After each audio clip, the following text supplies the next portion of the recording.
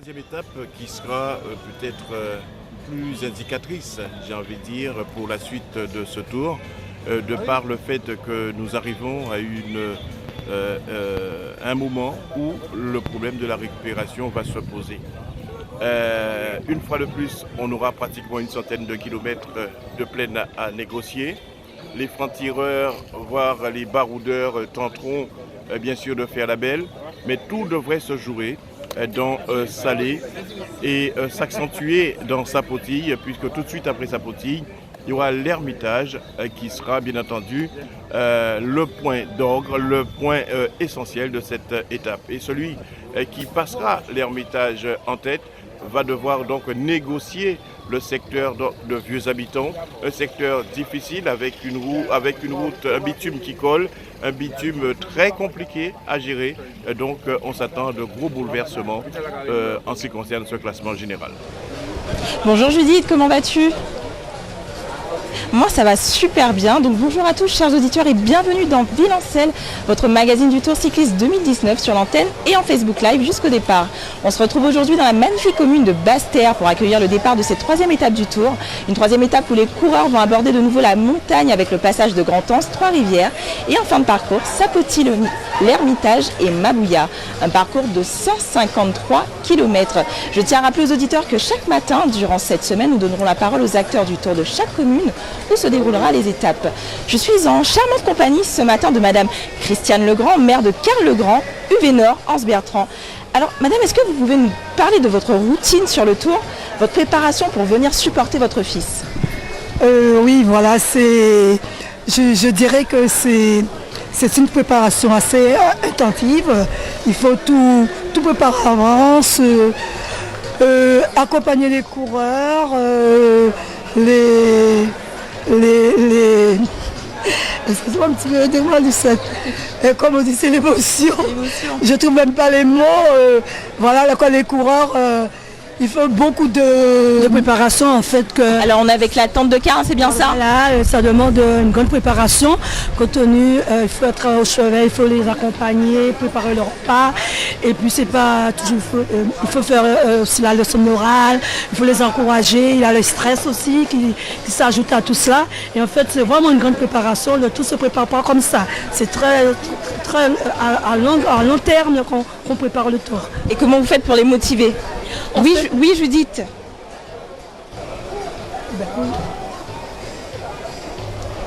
Qui est sur le tour, on a l'impression effectivement que vous êtes sur le tour en fait, que vous faites du vélo. Voilà, tout à fait, vous savez que chez nous c'est perpétuel, hein. Il y a plus de 10 ans, 15 ans qu'on est sous le tour, alors on connaît les tenants et les aboutissants, et voilà, comme je dis, pourquoi j'ai beaucoup de stress ?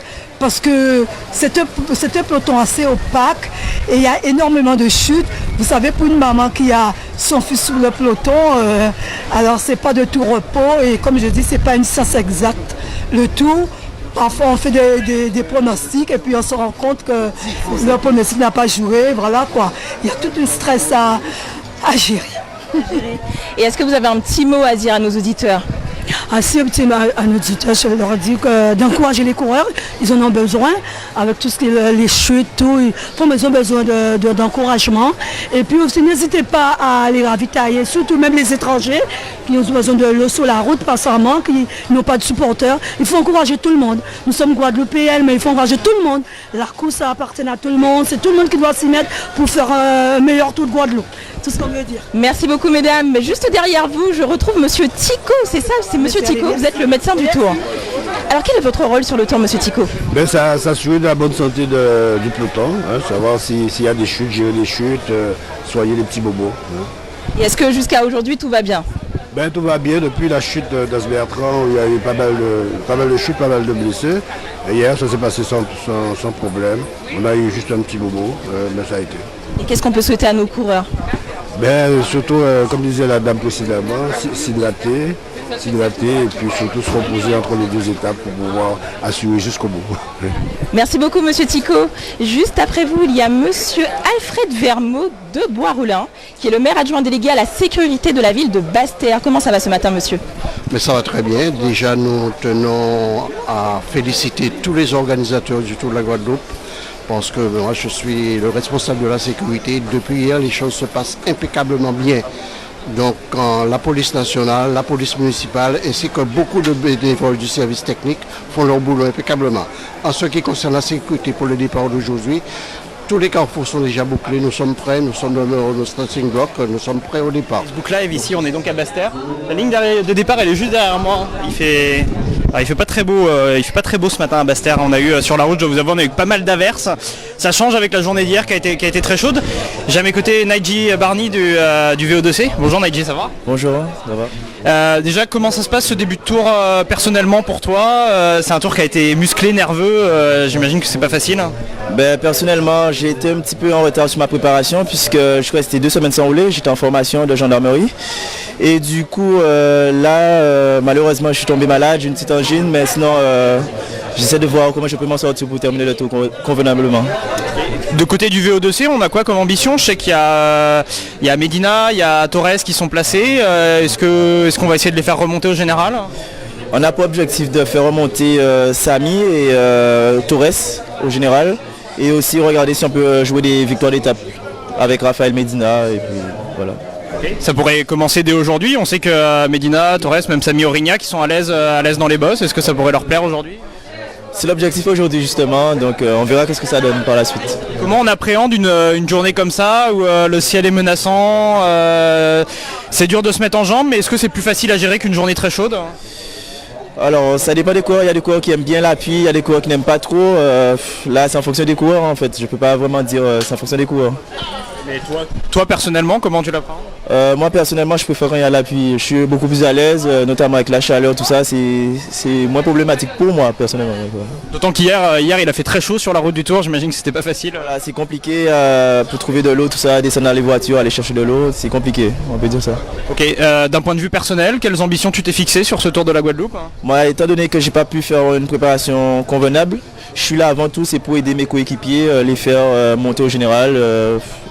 Je suis un peu, je suis là pour les aider quoi. Tout ce qui est porte-bidon, pour porter les bidons pour eux, tout ça, je suis là pour les aider, pour les amener au plus loin possible. Est-ce que jusqu'ici on est à peu près satisfait du début de tour du côté du VO2C ou on aurait pu faire mieux? Pour l'instant ça va, mais on peut toujours faire mieux, mais bon pour l'instant ça va, on se débrouille pas mal. Okay. Merci Naïdji, on souhaite bonne chance aujourd'hui pour cette étape, donc merci, je vais te laisser y aller.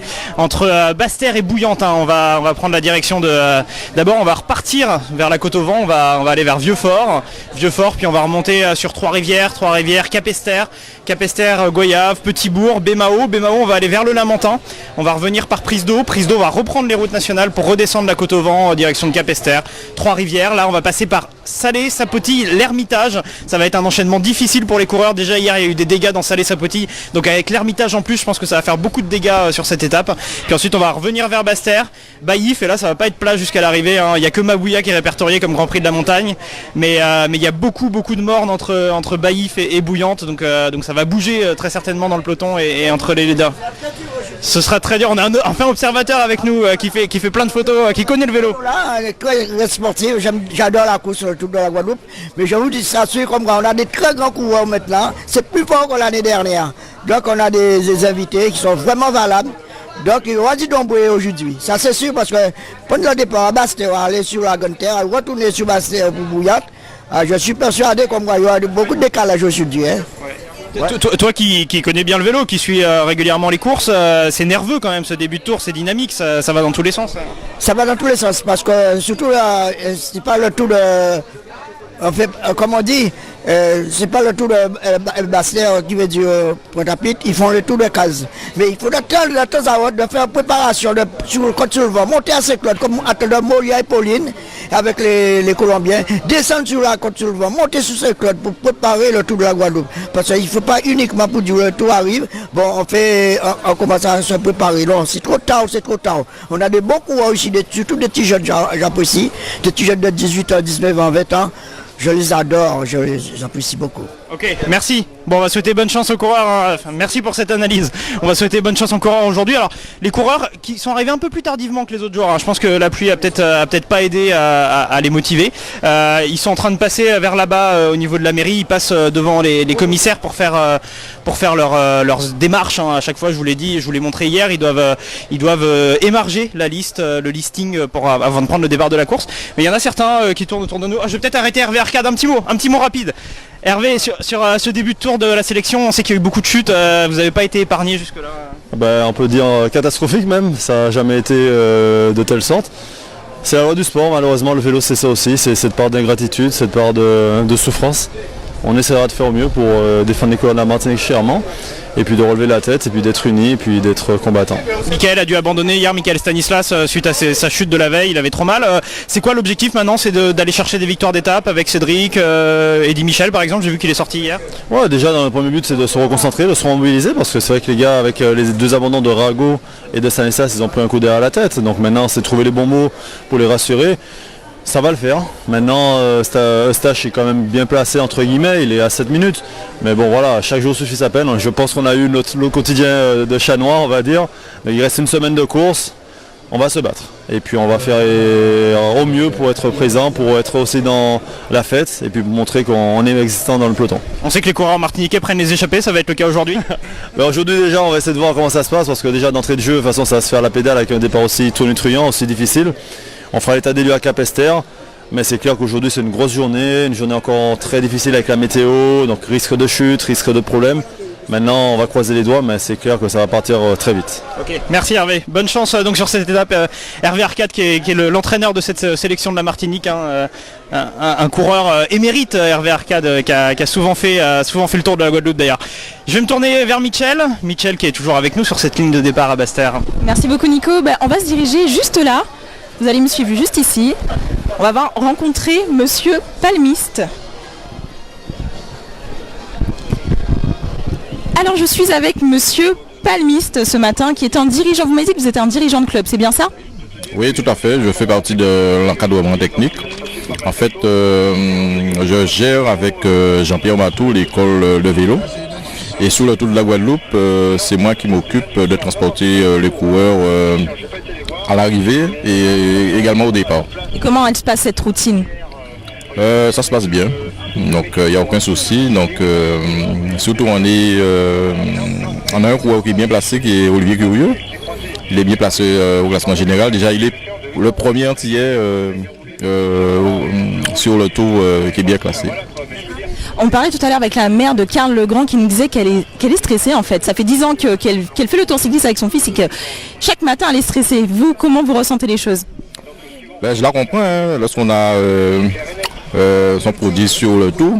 Donc c'est tout à fait normal qu'on soit stressé la veille du départ de son fils. Hein. Donc moi en l'occurrence, j'ai l'habitude.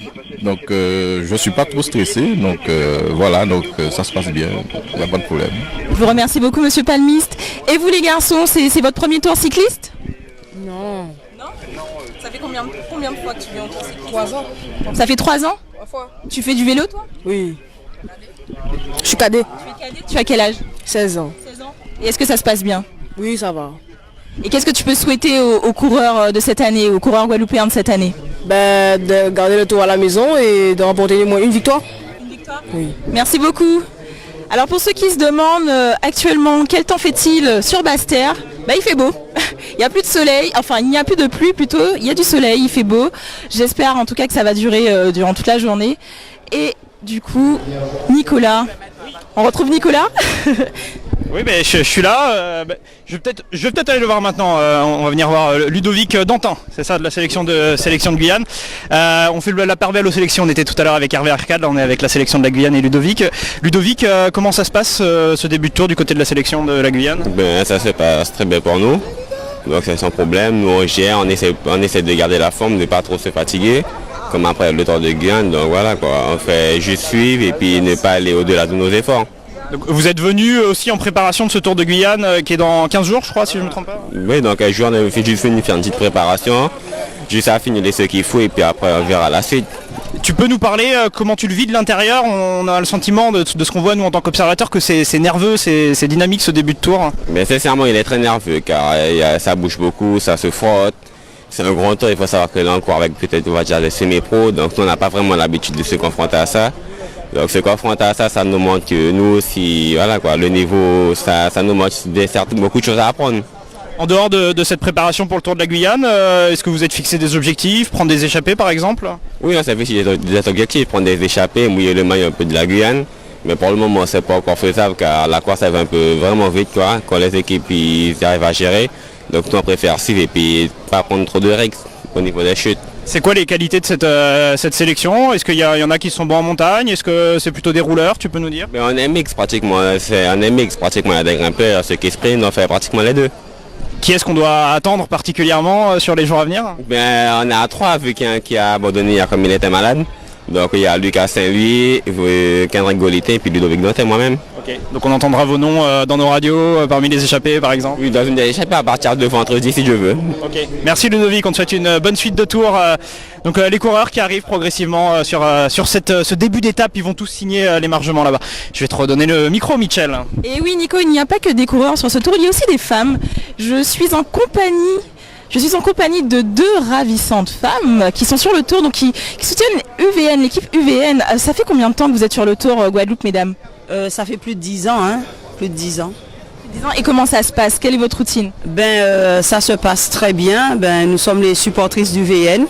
Nous soutenons nos coureurs, nous prenons soin de nos coureurs dans les hébergements, les faire à manger, les soutenir, remonter les morales et tout ça. Vous êtes les petites mamans en fait? Voilà, les petites mamans. Voilà. Et comment ça se passe, l'ambiance, l'entente entre vous? L'ambiance est conviviale. Bon, il y a des jours avec et des jours sans. Il y a des jours où le moral est à 0. Il faut savoir y faire avec. Sans quoi, l'ambiance elle est bonne. Est-ce que vous avez déjà fait du vélo? Non, pas du tout. Ça vous dit pas de faire du vélo? C'est dur. Ça a l'air compliqué quand même, hein. Et qu'est-ce qu'on peut souhaiter à UVN? Une victoire d'étape aujourd'hui, ce serait bien. Remonter au classement, ce serait encore meilleur. Merci beaucoup mesdames, je vous souhaite une bonne journée. Je vous remercie à vous. Un petit mot pour nos auditeurs d'RCI et ceux qui nous regardent actuellement sur le Facebook Live. Pour les auditeurs des RCI, pour les gens qui sont au bord de la route, j'espère que vous allez aussi soigner les coureurs, tous les coureurs, leur donner de l'eau si vous pouvez, les encourager, les applaudir. Il y a ceux qui viennent de loin, nous avons nos locaux aussi, mais quand même les encourager. Et puis à UVN, à mon club, longue vie au club d'UVN et bon courage à nos coureurs. Merci beaucoup mesdames, bonne journée à vous. On se dirige en direction de Nico. Oui, je suis avec un maillot jaune à 20 minutes du départ. Un maillot jaune, mais c'est pas le maillot jaune de leader, c'est le maillot jaune de la JCA. Avec Kenan Lorquin. Kenan, est-ce que tu peux me raconter déjà comment ça se passe ce début de tour pour toi? Bonjour, mon début de tour pour moi, c'est très compliqué là. Hier j'ai fait une défaillance, je suis arrivé derrière. Et aujourd'hui je vais essayer de me rattraper. Hein. La JCA a déjà connu 2 abandons malheureusement, vous êtes plus que 4 en course. D'un point de vue général, quels objectifs vous fixez maintenant dans l'équipe? Là, on va essayer de viser un podium sur le classement espoir avec un de nos coéquipiers. Et pourquoi pas une victoire d'étape aux abîmes. La victoire des étapes aux abîmes, c'est dimanche, hein, on le rappelle, c'est un circuit relativement plat, c'est quelque chose qui vous convient, en tout cas c'est des routes que vous connaissez bien. Voilà, hein, j'attends que ça et pour voir qu'est-ce que ça donne. Bon, d'ici les abîmes, il y a pas mal d'étapes quand même. Est-ce qu'on va tenter des choses? Est-ce qu'on va essayer de sortir? Je vais essayer, mais bon, ça va pas être facile. Et voilà. Hein. Quelles sont les cartouches que la JCA peut activer en baroudeur ou alors dans la montagne par exemple? De l'humo Jérémy, c'est lui seulement qu'on peut activer dans la montagne. Et c'était Jérémy qui avait été annoncé un peu comme celui qu'on allait essayer de placer pour la montagne. Tu penses qu'il serait capable de faire quelque chose sur les étapes dès aujourd'hui, même qui viennent, qui commencent où on dit qu'il y a des dombrés en général? Ouais, aujourd'hui on va essayer de le placer et on verra qu'est-ce que ça donne. Okay. Je te remercie Kenan, on te souhaite une bonne suite de tours et puis bonne étape. Juste un petit mot, ça te gêne pas trop la pluie toi pour aujourd'hui? La pneu avec moi. Il y aura des problèmes là. Il y aura des problèmes. Parce que là, ça s'annonce pas terrible la météo sur cette étape. Ouais, et surtout à Vieux-Fort là, sous les pavés, s'il pleut, ça va pas le faire. Faut être prudent, éviter les chutes. Ouais, c'est ça, voilà. Ok. Merci Kenan, bonne suite de tour de la Guadeloupe, 69e tour de la Guadeloupe, on le rappelle. Car regardez, on ne vous l'a pas exactement montré tout à l'heure. L'Arche, elle est juste ici, là à Basse-Terre. On est à côté de l'auditorium Cléry, la mairie est juste là-bas. Et les coureurs qui vont s'élancer, donc le Kenan l'évoquait à l'instant, en direction de Vieux-Fort. Vieux-Fort, après ils vont remonter vers Trois-Rivières pour reprendre toute la côte au vent.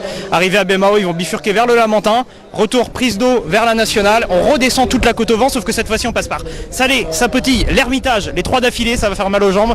Et ensuite on redescend dans le sud Basse-Terre pour aller vers Baïf, Mabouya. Et il y aura tous ces mornes qu'il va y avoir là sur tout le début de cette côte sous le vent jusqu'à Bouillante. Ça va être encore une étape très animée, une fin d'étape très animée. Déjà hier on a vécu une fin d'étape de folie, ça bougeait dans tous les sens entre les favoris, ça s'attaquait à droite, à gauche, on savait plus où donner de la tête et on peut s'attendre à un scénario à peu près similaire aujourd'hui sur cette 3e étape du Tour de la Guadeloupe. On va essayer.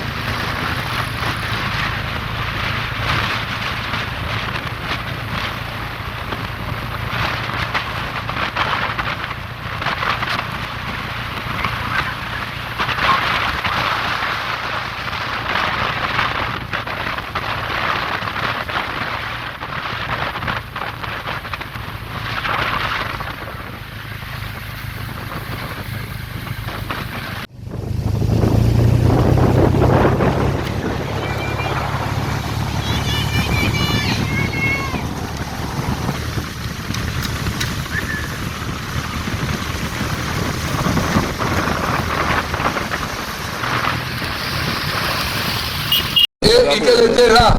Et la sécurité, arrêt sécurité m'a dit de voir qu'il n'y avait pas de bouteilles, de timbales, des choses qui pourraient être chippées par le vent. Chippées par le vent, non, sans prière. Ouais, nous sommes en train de pactiser avec nos amis de Guadeloupe Première pour retrouver une place. On comprend bien que la piste... Monsieur Bottino, monsieur, vous semblez inquiet, qu'est-ce qui vous arrive? Ça va, tout va bien, merci. J'attends donc mon complice Tony Gray pour pouvoir commenter cette arrivée. Nous sommes magnifiquement bien placés, grâce bien évidemment de l'isolement dont bénéficient donc les caméramans d'RFO. Tu ne me déranges pas, tu peux parler. Dis-moi, qu'est-ce que tu penses du cyclisme guadeloupéen? J'aime bien. Mais comme je suis guadeloupéenne, mais il n'y a pas... Mais j'aime bien parce que c'est mon pays et je suis sûre qu'il va gagner. Un Guadeloupéen va gagner? Tu es sûr? Oui. Très bien, on prend le pari. Merci. Et toi, tu paries, tu penses la même chose que ta soeur? Oui, un peu. Un Guadeloupéen gagne? Oui, je pense. Très bien. Parfait. Tony, voilà les petites, les jeunes qui nous donnent une idée finalement de l'état du cyclisme guadeloupéen. Il y a l'espoir, bien évidemment, notamment chez les jeunes. Je vous remercie en tout cas d'être avec nous comme depuis le début de ce tour. Nous allons vivre cette 3e arrivée. Nous disons attention à la tête.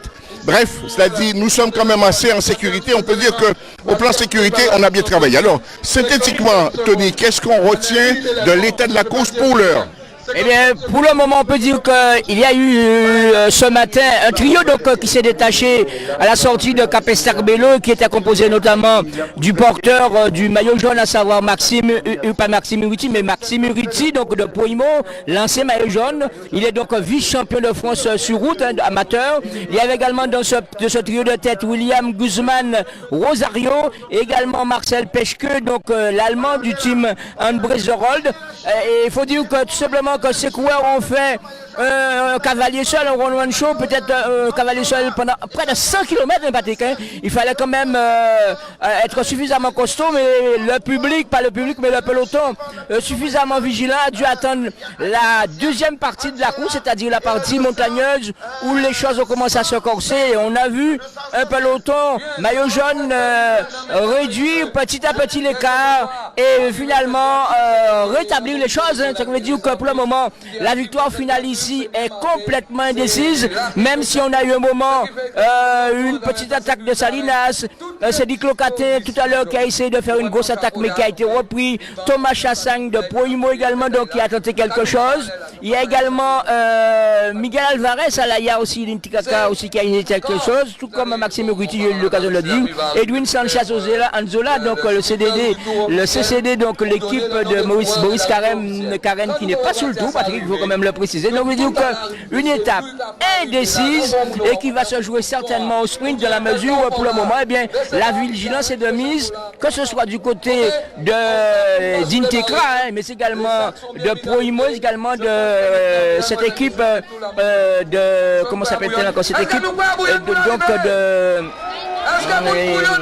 petit trou là, hein, donc pour vous dire que au niveau donc des invités officiels, nous avons revu, vous avez retrouvé votre équipe là? Oui, tout à fait. Donc il s'agit donc je disais donc Interca, mais c'est Interpro Cycling Academy également. Donc c'était une équipe avec son leader, son maillot jaune, à savoir Adrien Guillonnet, qui pour le moment fait bonne impression et qui, on peut le dire, veille encore heureux. Ça veut dire qu'ils n'ont pas du tout l'intention donc de céder ce maillot à cette équipe de Proimo, qui à un moment était virtuel maillot jaune, Patrick. Alors, il faudrait au niveau des VIP dire un peu les gens qui ont été invités par la municipalité ou par l'organisation, nous ne savons pas trop. On voit le maire de Déhay, Jeannie Marc.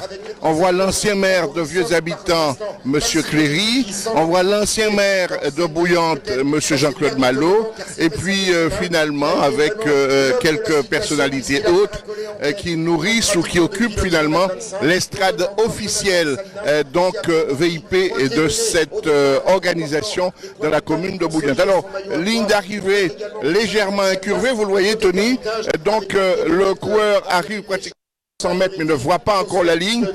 Il peut éventuellement arriver, mais pas la ligne, car je vous rappelle que dans cette commune donc de Bouillante, l'arrivée se juge entre Basse-Terre, dans le sens Basse-Terre, vers donc Pointe-Noire, et donc on a toute l'incurvation qui s'opère précisément juste avant la ligne d'arrivée. Alors, dites-moi, au niveau du classement du maillot jaune, va-t-il y avoir des changements? Alors, Patrick, il faut quand même signaler à nos auditeurs que ce matin, on s'inquiétait un peu concernant le temps, hein, puisqu'il y a eu, on peut dire, beaucoup de pluie, hein, et ce qui a gêné un petit peu beaucoup de coureurs. Il y a eu aussi des chutes, puisqu'il faut quand même rappeler que la sélection de la Martinique a perdu son deuxième leader, à savoir donc pour moi de retrouver il s'agit donc de Cédric Eustache, donc Cédric Eustache qui a été victime d'une deuxième chute, mais résultat des courses, il a dû abandonner. Je veux dire que cette sélection martiniquaise est complètement décimée, donc les Martiniquais qui ne pourront pas jouer, on peut dire aussi un rôle intéressant sur cette épreuve, mais on peut dire que le soleil est revenu et c'est une bonne chose, en tout cas pour cette 69e édition du Tour de la Guadeloupe. Parfait, donc les officiels qui arrivent, la voiture ouvreuse donc vient de franchir la ligne d'arrivée, et puis la voiture donc des officiels avec le maire donc de la commune de Bouillante, avec représentant du conseil, du président du conseil régional. Et bien évidemment, il s'agit de celle qui s'occupe notamment de l'environnement, Madame Gustave Duflo, pour être précis, donc dans l'explication. Alors, on sait bien que ce n'est pas facile, mais l'arrivée se jugera de manière très serrée. Va-t-on avoir sur cette ligne un groupe ou des hommes isolés?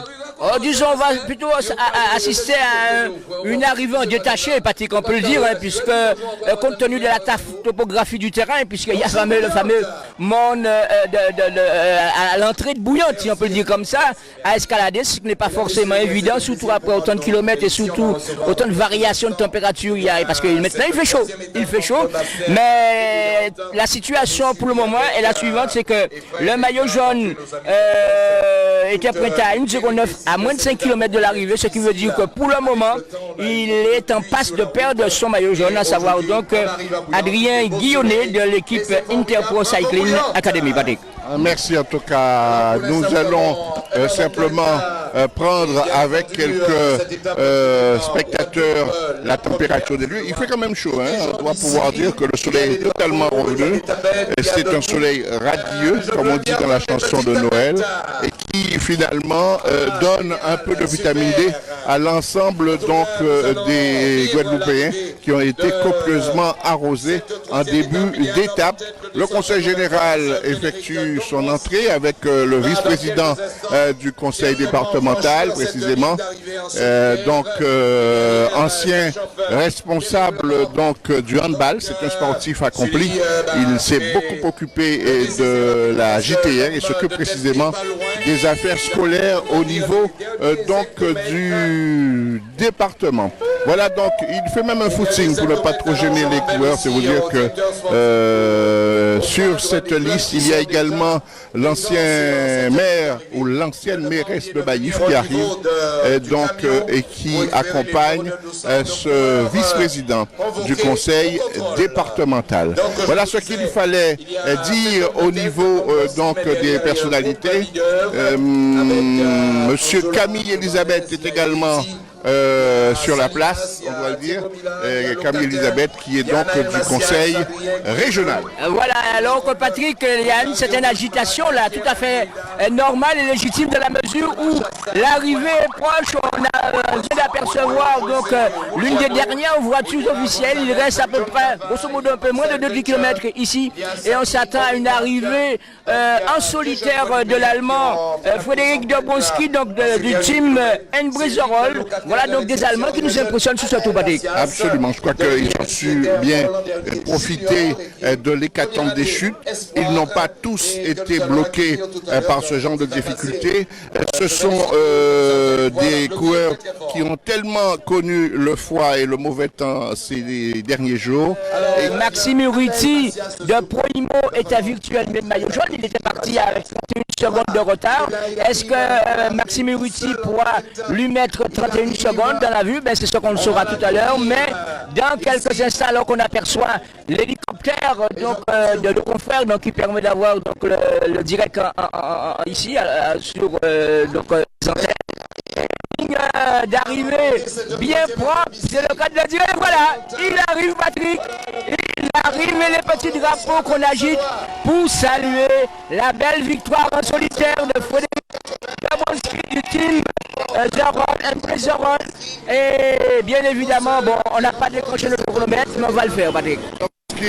Donc il vient de franchir, notez-le bien Tony, pour le résumer, car il sera important de rappeler donc le classement. Nous pensons vous avoir fait vivre donc le franchissement de cette ligne, très attendu, par des coureurs. Nous essaierons de vous le faire vivre.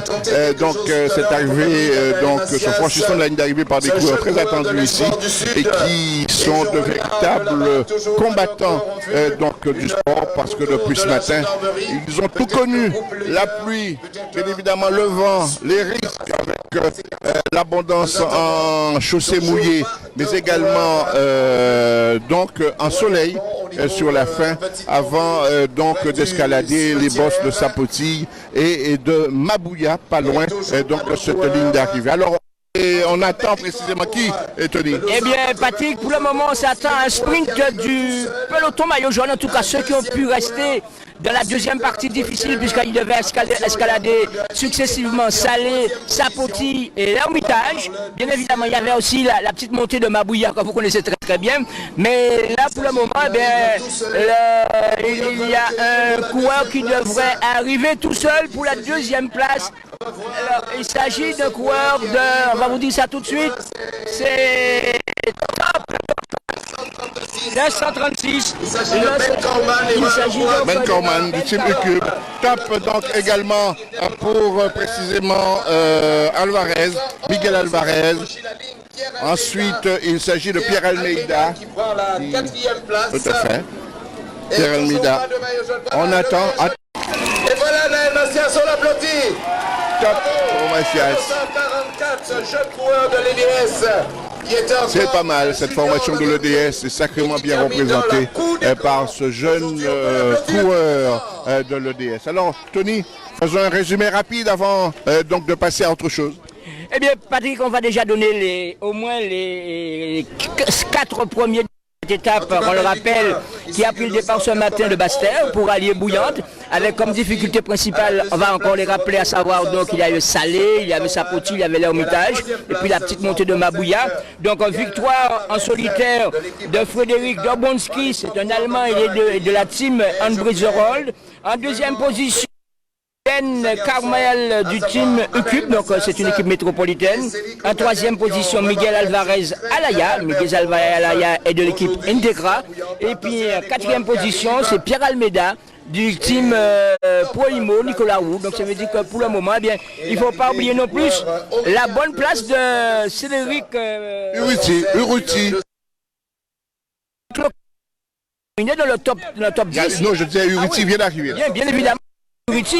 Mais Locataire a terminé de l'Excelsior, a terminé donc dans le top 10. Ce qui veut dire que Locataire est en train de se retrouver, Patrick, après sa chute lors de la, je crois, de la deuxième étape, Patrick, à Petit-Bourg. Tout à fait. Voilà, donc c'est le calme plat. Ensuite, les écarts sont beaucoup plus conséquents. Nous allons procéder aux interviews. Est-ce que l'on peut rendre donc cette antenne à d'autres, notamment à Mitchell, qui se charge un peu des interviews. A terminé à 3 minutes 19 secondes donc le premier, et on notera que le maillot jaune, un chrono bien sûr officieux, et serait passé environ donc à... L'information principale, Patrick, c'est que le maillot jaune change d'épaule, je crois, et c'est Maxime Urruti, donc qui était, donc il y avait 31 secondes deuxième à 51 secondes du leader, eh bien, qui va donc s'emparer de la tunique jaune, la plus belle d'ailleurs qu'on vous ratez, et d'autres connaîtra le vainqueur, c'est d'abord le remplacement ou encore celui qui va succéder à Boris Karen dimanche prochain. Je crois que c'est du côté de Bémaro, Patrick. Voilà, donc top pour donc voilà des coureurs qui sont 76. 115 de maillot rose, regardez tout le peloton qui arrive. Mais également Nikitin, Nikitin vient d'arriver, ainsi que précisément l'autre sociétaire de l'USL, il s'agit précisément de Gaëtan Bill, 265. Attention, d'autres coureurs arrivent au niveau finalement de la ligne d'arrivée. Top pour le 193 étant précisément Kelly Joshua. Top pour donc le 133, il s'agit précisément donc d'Antoine Lamy de TU Cube 17. Voilà ce que l'on pouvait dire, puisque finalement c'est parfait. Merci, à demain.